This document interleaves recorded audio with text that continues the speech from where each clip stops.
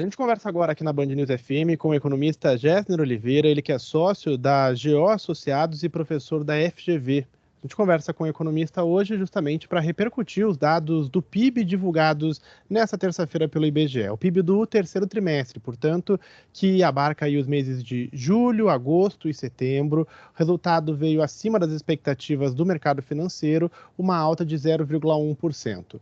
No entanto, o número que veio positivo também indica uma desaceleração da economia brasileira neste ano de 2023. Professor, eu queria primeiro as suas percepções iniciais desse PIB, do resultado divulgado aí pelo IBGE. Seja bem-vindo. Muito obrigado, um prazer conversar com a Band News FM. Esse resultado era esperado que haveria uma desaceleração.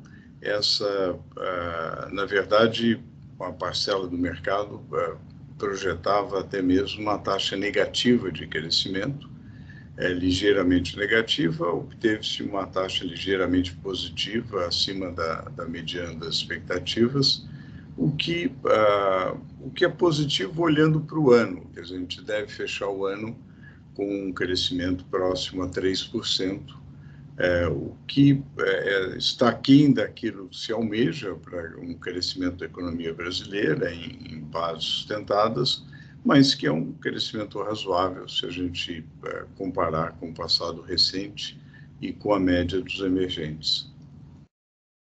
O dado divulgado hoje pelo IBGE mostra uma queda na agricultura, o que já era esperado, afinal de contas, o grosso da safra acaba ficando concentrado no início do ano, mas um dado positivo foi uma alta de 0,6% no trimestre encerrado, portanto, em setembro, do setor de serviços. O setor de serviços, para a gente entender, é aquele setor que mais emprega na sociedade brasileira, por isso tão importante o resultado que veio. O que explica um serviço mais resiliente neste momento? Olha, a explicação tem a ver com a retomada, depois da pandemia, das atividades de serviços. Realmente, o ano de 23 foi o ano que realmente marcou digamos, a volta à normalidade, ou a nova normalidade, se quiser, né? Houve várias alterações em relação a 2019, ao pré-pandemia, mas realmente as atividades ligadas a todo tipo de serviço foram retomadas, a circulação, digamos, a movimentação das pessoas, toda a parte de turismo foi retomada, de bares, restaurantes. Então, isso garante um nível razoável para serviço, o que é bom, uma vez que serviço, como você apontou muito bem, serviço responde por cerca de 2/3 dos empregos da economia. Então, isso é bastante relevante. O consumo das famílias também veio com alta, uma alta de 1,1% no trimestre. O que a gente tem de base para explicar um consumo das famílias que tem se mantido, mesmo com uma inflação que baixou, mas ainda é considerada num nível mais alto? Olha, o consumo das famílias respondeu muito ao aumento dos programas sociais, que já ocorreram desde o final do governo passado, do governo Bolsonaro.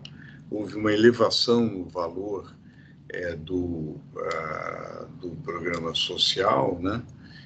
E que foi mantido no Bolsa Família, no governo Lula.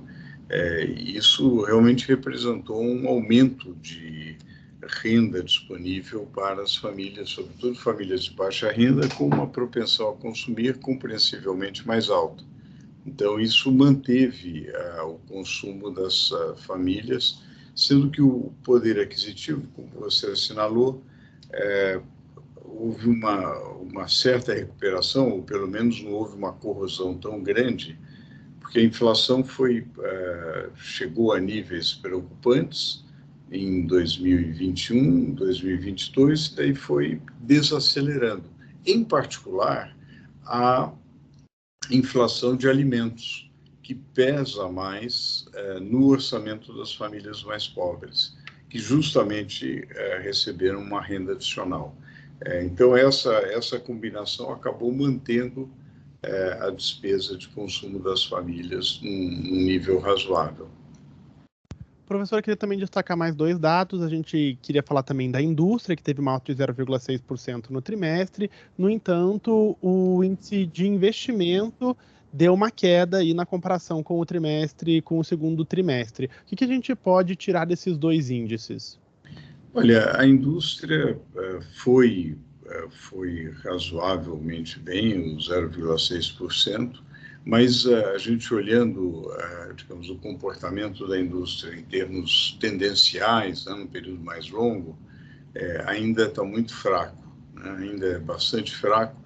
E quando a gente olha a indústria em particular, é a indústria extrativa que cresce mais, né, sobretudo a cadeia de petróleo e gás.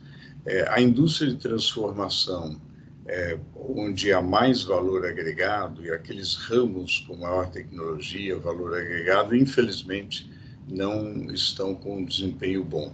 Então, realmente, a indústria sofre muito com o chamado custo Brasil, com falta de infraestrutura, com o custo do capital elevado, com uma incerteza grande em relação às regras do jogo, a carga tributária elevada. Então, isso inclusive, reforça a importância de uma reforma tributária racionalizadora que possa melhorar o desempenho da indústria. Então, isso, embora nesse trimestre o desempenho, na média, não foi ruim, pelo contrário, manteve até um nível mais alto do que era esperado. E o outro ponto que é preocupante, que é o investimento, na chamada formação bruta de capital fixo. Essa realmente caiu e vem caindo sistematicamente. A gente tem a formação bruta de capital fixo como investimento, a gente tem a taxa de investimento da economia ainda muito baixa para um crescimento sustentado de, digamos, 4% ao ano.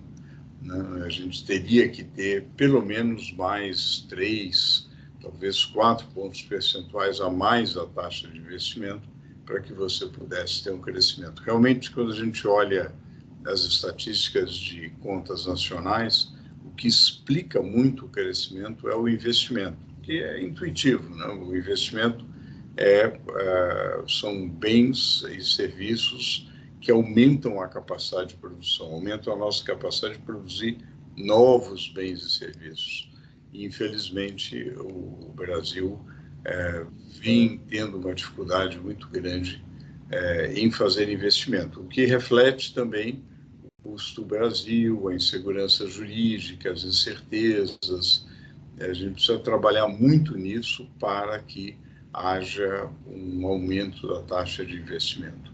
De novo, a reforma tributária pode ser uma ferramenta muito interessante, porque ela desonera investimento, em tese, para vários segmentos. É claro que a gente precisa ver como que essa reforma tributária vai ser regulamentada, mas, em tese, ela representa uma desoneração de investimento, através do regime de creditamento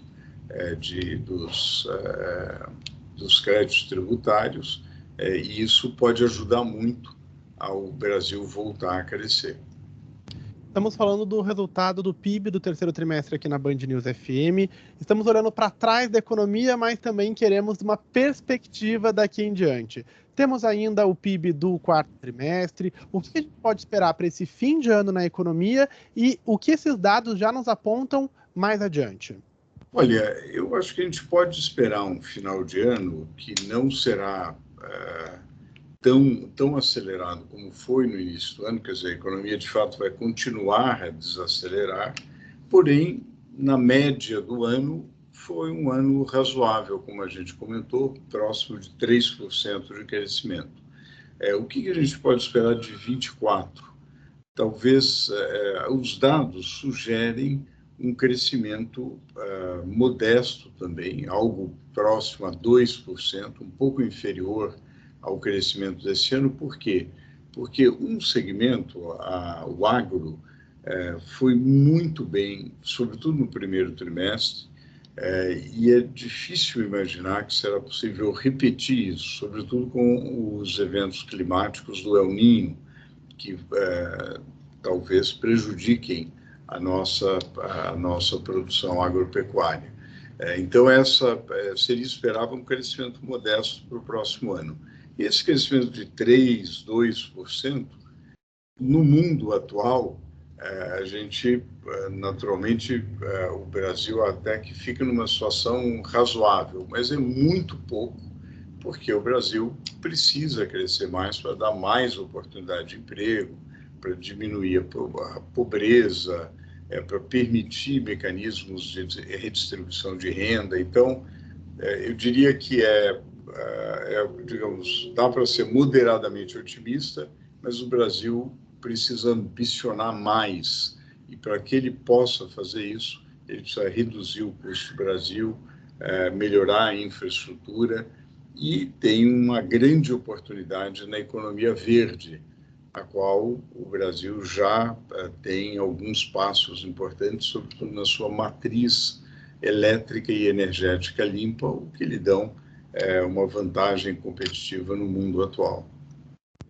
Quero agradecer ao economista Gessner Oliveira, sócio da GO Associados e professor da FGV, que gentilmente nos atendeu aqui na Band News FM para nos explicar um pouco desses resultados do PIB divulgados nesta terça-feira pelo IBGE. Muito obrigado, viu, professor?